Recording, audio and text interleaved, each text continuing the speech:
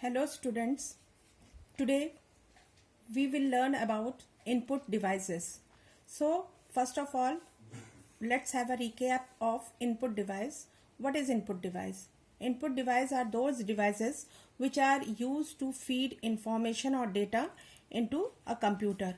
We have learned about various type of input devices in our previous classes, just as mouse, keyboard, web camera, scanner, etc. But in this class, we will learn about some more typical type of input devices. And in our previous video, I have told you about joystick and light pen. Now, in this video, I will tell you about barcode reader. Now, what is barcode reader? A barcode reader or barcode scanner is an electronic device for reading printed barcodes. It is also called a price scanner or point of sale scanner. It is a handheld or stationary input device to capture and read information contained in barcode. This is the picture of barcode. Here it is held in a hand, so that's why it is known as handheld device, and it is reading these codes. These are barcodes, and this is barcode scanner or barcode reader. These are the long parallel line indicates the price, its rate, its lot number, its manufacturing date. Everything is defined here, and this reader will scan it and it read that what is the price of the product or whatever information they want about the product, it will be get from this barcode. Now, what is the use of barcode reader? Barcode reader is used to read barcodes printed on the product. The barcode has coded information about the product like its serial number, date of manufacturing, price, etc. Barcode reader कोई भी product के ऊपर जो printed barcodes रहते हैं, parallel lines बने रहते हैं, उनको रीड करने के काम आता है और वो उस प्रोडक्ट के बारे में बताता है, जैसे उसके सीरियल नंबर, कब वो मैन्युफैक्चर हुआ है, कब उसके कितने प्राइस हैं, इसके लिए उसका यूज किया जाता है. Generally barcode reader is used by the shopkeeper who use it to read the product information and make bills. और ये ज़्यादातर आप शॉपकीपर्स, मॉल्स यहाँ पे देखोगे जहाँ पे उस प्रोडक्ट के बारे में इंफॉर्मेशन और बिल बनाने के काम आता है. It improve the shopping experience in shops और मॉल्स और शॉप में इस बारकोड रीडर का यूज होता है ताकि वो उनके काम को और जल्दी कर सके. Cashiers job is easy as they don't have to type anything in computer since the barcode reader feeds the information automatically. और कैशियर जो बारकोड रीडर का यूज करते हैं उन्हें कंप्यूटर पे कुछ टाइप करने की जरूरत नहीं पड़ती है. बस एक बार बारकोड रीडर को प्रोडक्ट के पास ले जाकर स्कैन करते हैं और पूरी इंफॉर्मेशन ऑटोमेटिकली उनके कंप्यूटर में फीड हो जाता है. Now advantage of barcode reader. Barcode reader की क्या एडवांटेज हैं? It enables fast data entry operation with less error. बहुत ही फास्ट काम होता है और इसमें मिस्टेक होने की बहुत कम ही गुंजाइश होती है. It is smaller and lighter and easy to use. ये बहुत ही हल्के होते हैं और बहुत छोटे होते हैं, इजीली यूज हो सकता है. इट इज लेस एक्सपेंसिव और बहुत ही कम कीमत इसकी बहुत ही कम होती है. Disadvantage, it is less secure and can be easily forge.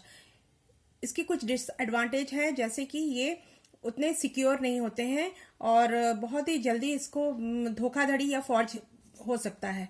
Scratches और क्रम्बल्स बारकोड में कॉज प्रॉब्लम वाइल स्कैनिंग. जब स्कैन करते हैं तो जरा सा भी बारकोड में स्क्रैच हो या जरा सा भी बारकोड मुड़ा हो या सिकुड़ा हो तो उसको वो स्कैन नहीं कर सकता है. आपने अपने बुक्स में भी देखा होगा, बुक्स के पीछे भी बारकोड बने होते हैं. जैसे ये आपके बुक के पीछे आपने देखा, ये है बारकोड, और बारकोड रीडर जब इसको स्कैन करता है तो उसे इसका बुक्स की रेट, उसके कब ये बुक बना है, उसका सीरियल नंबर सब पता चल जाता है. Now second one is magnetic ink character reader. The short form of magnetic ink character reader is MICR, MICR.